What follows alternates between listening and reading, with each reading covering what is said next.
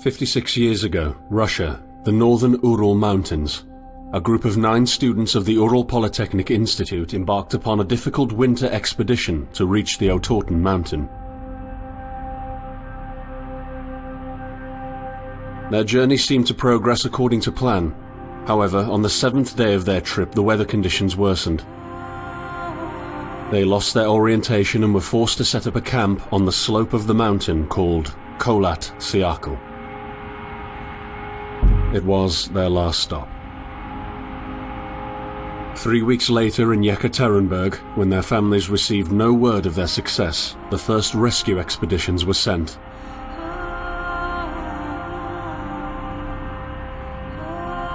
On February 25, 1959, an abandoned encampment was found.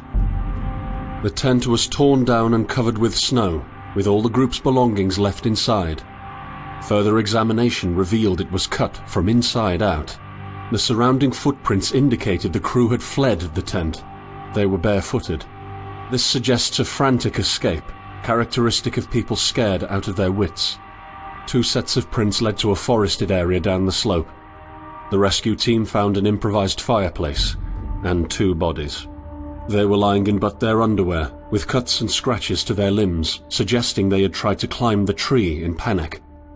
What could terrify them so much? The next 3 bodies were found scattered a few hundred meters from the first discovery. One of them had suffered a fractured skull, this despite no evidence of a struggle. It took the spring thaw 2 months later to enable the rescue team to find the rest of the victims. The last 4 skiers were found buried in a thick layer of ice and snow. Their autopsies led to even more bizarre findings. All of the bodies had severe internal injuries caused by an undetermined force, similar to that of a serious car accident. No external damage nor bruises were visible, besides a tongue ripped from one victim's mouth and a strange orange skin color. Much speculation arose from these puzzling events. Such theories included attack from the local tribesmen, from an avalanche, or animals.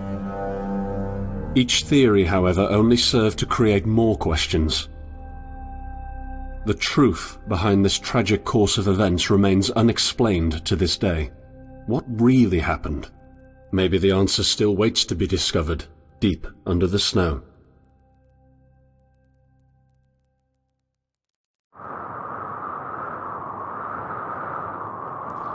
Et bonsoir, bienvenue pour un premier épisode sur le jeu Kholat. Alors c'est un jeu qui vient d'être mis à disposition sur Steam, qui utilise l'Unreal Engine 4, et à première vue, c'est magnifique. Alors c'est un jeu d'exploration. Alors il n'y a pas de paramètres survie, je ne crois pas. Et c'est surtout de l'exploration, enquête, puzzle, mystère. Enfin c'est le genre de jeu que j'aime bien pour me détendre.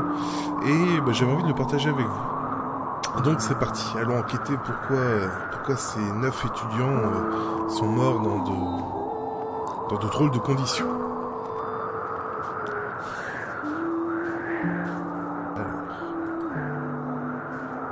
Déjà, je ne peux pas rentrer. Ça commence bien. Je peux courir, d'accord. Qu'est-ce que je peux faire? Pour l'instant, je ne peux pas faire grand-chose.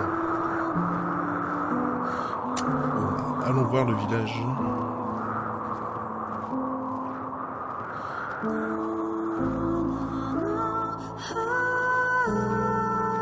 Alors, je sais que le jeu a été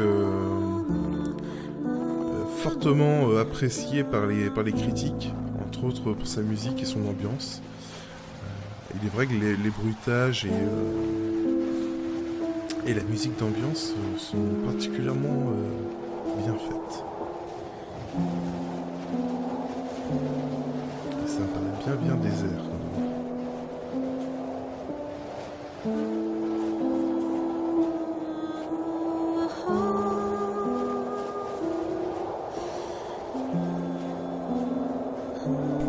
Et je ne sais pas ce que je dois faire. C'est embêtant quand même.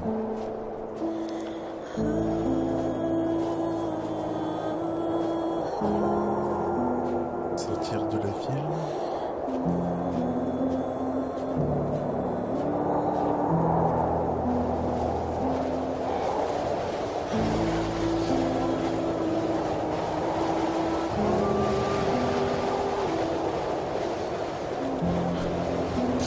j'étais dans The Long Dark, je pense que perso aurait froid.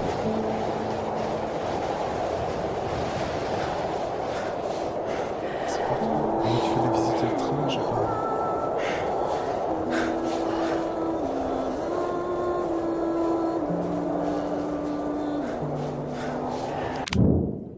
J'ai pas d'objectif marqué à cet endroit-là.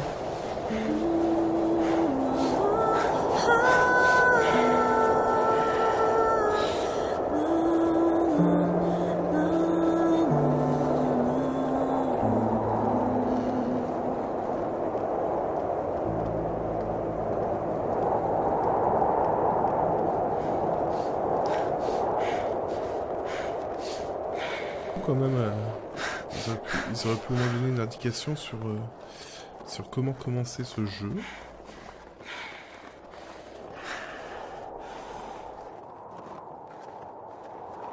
Je peux rentrer dans le train. J'ai mis un doute. Hein, ce qui paraissait le plus logique, ça a été de rentrer dans la gare.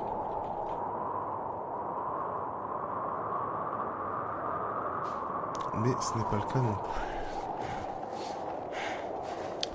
Bien, cherchons.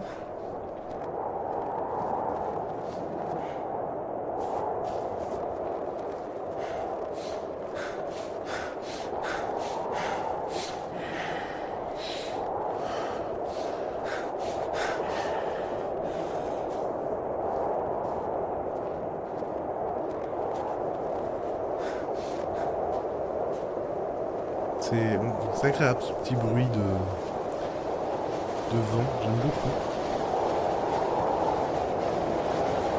J'imagine pas la température extérieure, mais à mon avis, elle n'est pas positive. Surtout en plein courant d'air. C'est un jeu normalement open world, d'après ce que j'ai pu lire.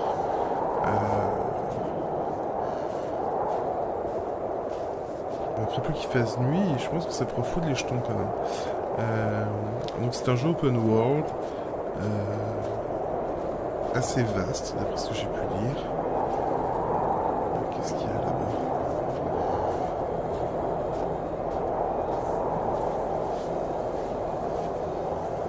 Il y a la voie ferrée qui revient ici. Et c'est en train de dérailler ou c'est juste la voie qui continue?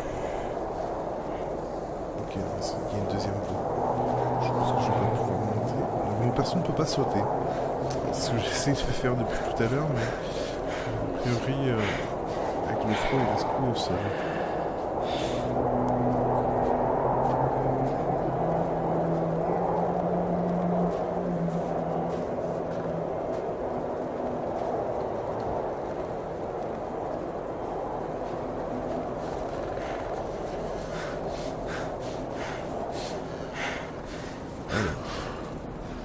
Où sommes-nous? Ouh, ça donne vachement envie d'aller. Je sais pas ce qu'il y a par là-bas, mais je vais commencer par ici. Je vais retenir vers la voie ferrée. Donc elle passe par là. Et forcément, ils sont malins, ça va servir de barrière pour pas me laisser. Ah non, c'est pas une voie ferrée. D'accord, donc un tuyau. Qui va forcément servir de barrière pour m'empêcher de passer. Et c'est pareil à gauche. Donc, je n'ai pas le choix. Si je veux continuer, il faut que j'aille par là. Qu'est-ce qui va m'arriver? Ouh, la musique! Qu'est-ce que c'est que ça? Passe de pas. Orange. Ça fout les jetons. Are you coming to me? Ok, il y a un mec qui me parle.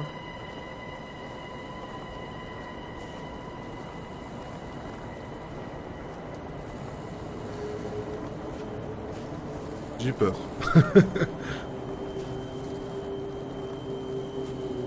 Ils sont bizarrement mis les arbres quand même. Naturellement ils poussent vers le haut, hein. Ils poussent pas vers le côté. Ouh, le plan à la con. Une caverne.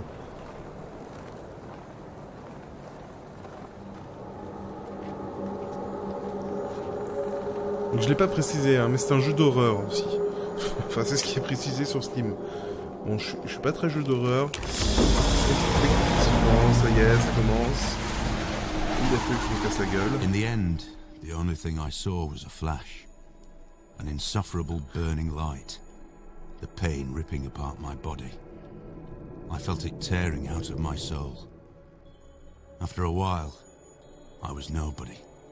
Nothing. The light went out and I vanished into overwhelming darkness. I welcomed the end with delight.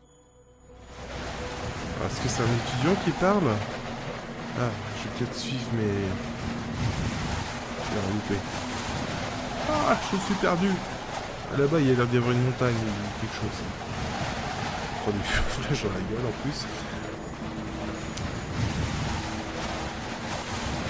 Ah, le vent vient d'en face.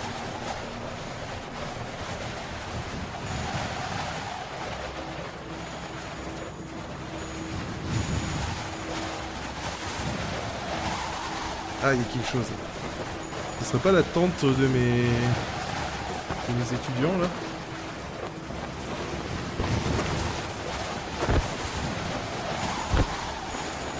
Appuie sur eux.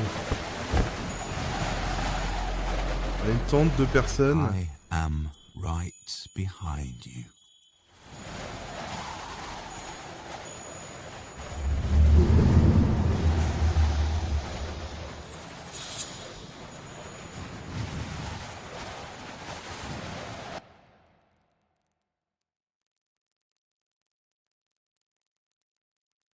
La lampe torche peut vous sauver l'ami, mais faites attention à l'endroit où vous la pointez. Ça pue. Ça.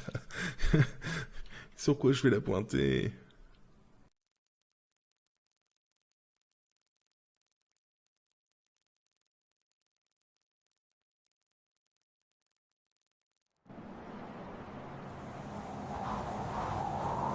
Have you ever tried to hold on to your humanity? When others convince you of being no more than a subject, an object, which they can bend to their will. When they told you that you were a monster that deserved punishment. When you could really not remember your sins.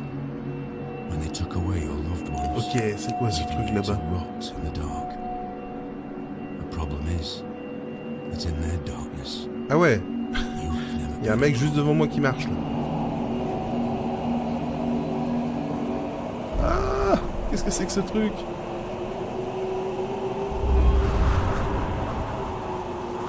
Alors maintenant j'ai une carte. D'accord. Ok, donc il va falloir que j'apprenne à me repérer. Ah, c'est à la old school. Hein. Ok. Donc là je suppose que je dois être quelque part dans la plaine au milieu. Ça paraît très logique. Dans le journal. Ok. Qu'est-ce que j'ai trouvé? Article. Journal intime. Donc, journal de bord. Instant. Survie. Ah.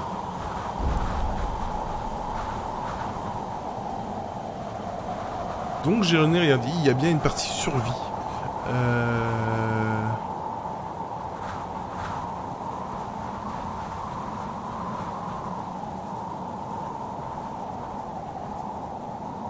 D'accord, bon.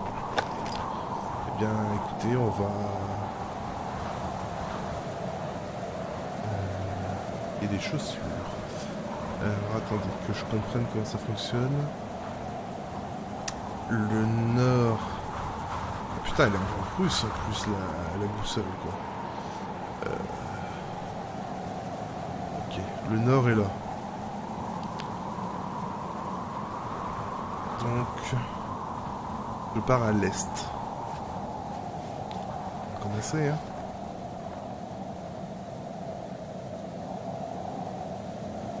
Là, ce sont des lunettes.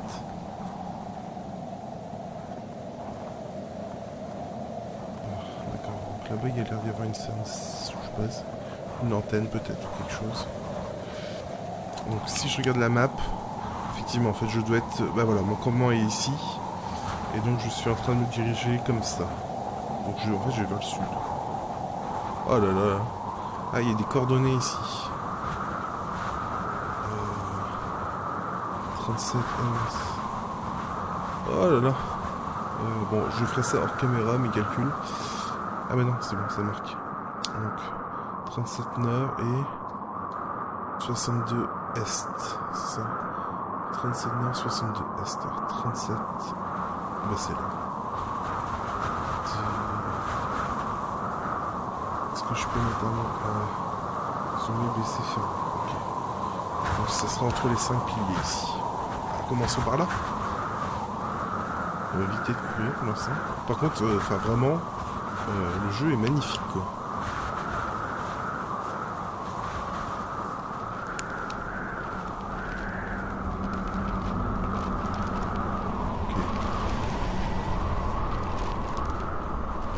Est-ce que c'est la lumière rouge là-bas qui éclaire?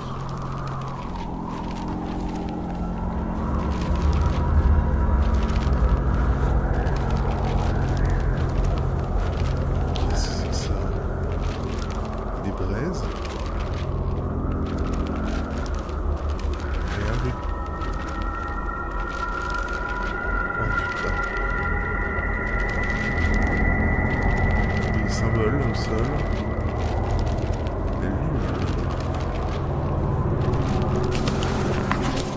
I set out the moment I heard about the incident. I was in the area, so I reported to the unit myself to be automatically assigned to the case. I arrived at Vishai on February the 19th, a couple of days before the Institute's rescue group. While waiting for them, I started asking around to see if anyone from among the locals knew anything about the incident. One of them said he had a hunting cabin in the search region and knew the area very well. I decided to use him as a guide. When the rescue team had finally arrived, I explained to them what the unit's role was in this mission and that all discoveries or observations should be brought to my attention before anyone else's. We established priorities. C'est un membre de l'équipe de recherche. T'arrives... Oula, qu'est-ce qui se passe? Putain. Wow.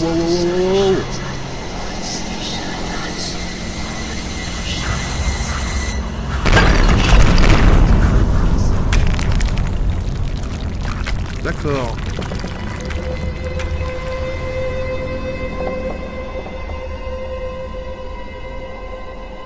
Alors, est-ce que je viens de revivre les événements?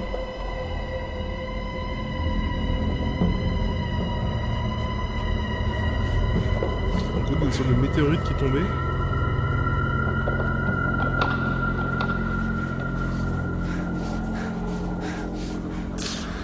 Donc, en gros, le papier disait qu'il y avait un... Enfin, raconte l'histoire d'un... Je sais pas si c'est l'enquêteur en chef ou du moins la personne qui s'occupait des recherches. Et en gros, il disait que sa première opinion, c'est que c'était pas un vrai accident, mais plus quelque chose de non naturel. Il n'a pas dit surnaturel, il dit non naturel. Donc, pour l'instant, je reviens au point. Ok, donc là, ça m'a marqué. Donc, je suis ici. Qu'est-ce que j'ai d'autre comme coordonnées? Donc ça c'est... Ah oui d'accord, c'est visité. Est-ce que j'ai quelque chose en 37? Près de 37. 37... Le plus proche avait de 43 je pense. 43 nord, 95 est. Alors voyons voir. Donc en fait la carte est à l'envers. 43 nord. Ok, donc c'est là-bas. C'est super loin. Chose en 43, ça fait 4. J'aimerais quelque chose dans le secteur aussi. En 20. Donc si je remonte, j'ai le 14 nord qui est possible. 14 nord, ça peut être pas mal.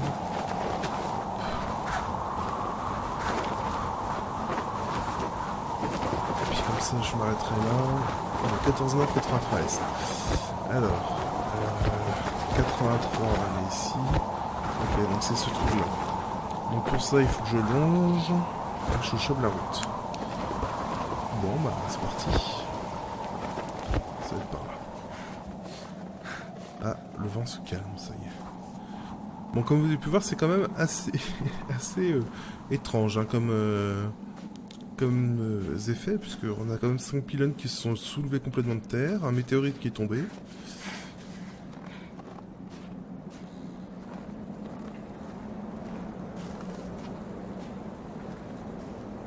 c'est presque même plus inquiétant quand il n'y a pas de vent. Je trouve que ça fout vachement plus les jetons. Non, je peux pas allumer. Ah, ça allume automatiquement, d'accord. Je suis en train de manger.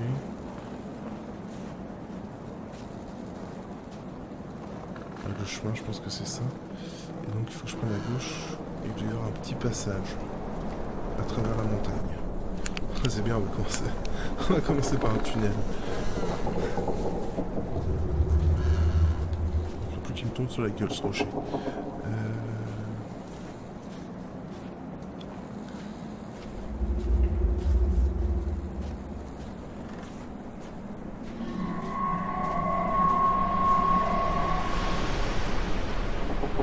Là, c'est beau.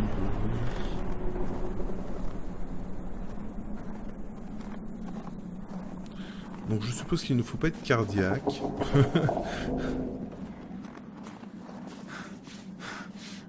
peux pas monter par là forcément. Et le chemin il va tout droit ou pas? Il bifurque.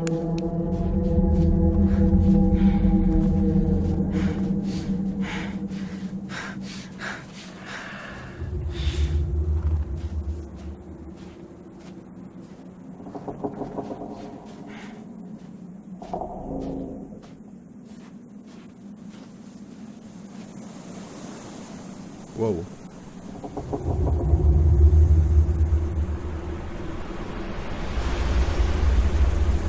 Bon bah, on va tenter hein.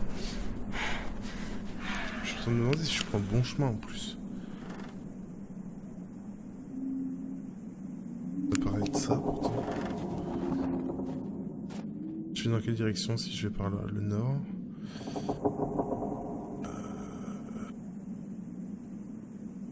C'est ça, je suis bien à l'ouest au final, parce que c'est l'ouest qui m'intéresse. Ouest, plutôt là. Explorons.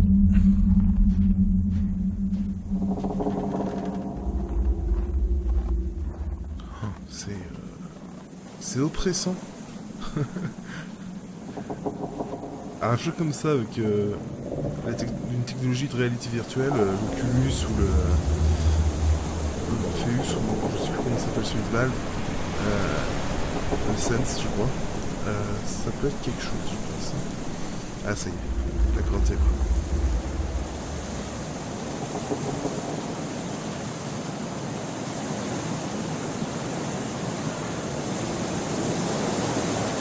Pourquoi la tempête je rentre dans le bourg.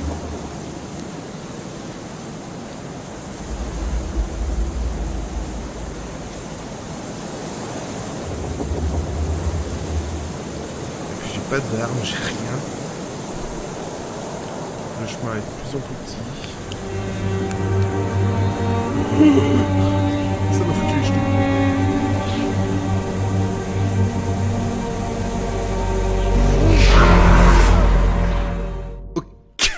Vous êtes mort. C'est sur ça qu'on s'est arrêté. Je n'ai pas trop compris, mais je suppose que quand quand les personnages apparaissent, il faut courir, et non pas se retourner pour regarder ce qui se passe. Eh bien, écoutez, c'était le premier épisode de Colat, et je vous retrouve très vite pour la suite. Et cette fois-ci, je vais essayer de ne pas mourir. Allez, ciao.